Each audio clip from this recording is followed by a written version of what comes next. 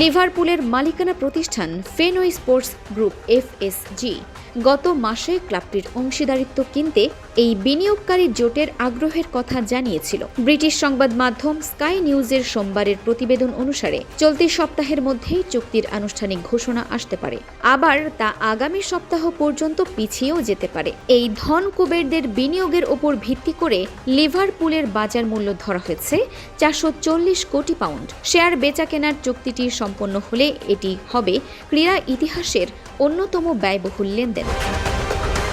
পাশাপাশি 20টি premier league ও 6টি champions league জয়ী বিশ্বের অন্যতম সেরা এই ফুটবল ক্লাবটির যৌথ মালিকানায় যুক্ত হবেন অমিত, বেজোস ও সাভেরিন। ইংল্যান্ডের ফুটবল অঙ্গনের সঙ্গে 46 বছর বয়সী অমিতের সম্পর্ক বেশ পুরনো। তিনি দীর্ঘ 18 বছর ধরে কুইন্স পার্ক রেঞ্জার্সের পরিচালক ও অন্যতম অংশীদার ছিলেন। তিনি গত মাসে ইংলিশ চ্যাম্পিয়নশিপের ক্লাবটির বোর্ড থেকে পদত্যাগ করার পাশাপাশি মালিকানা ছেড়ে দেন।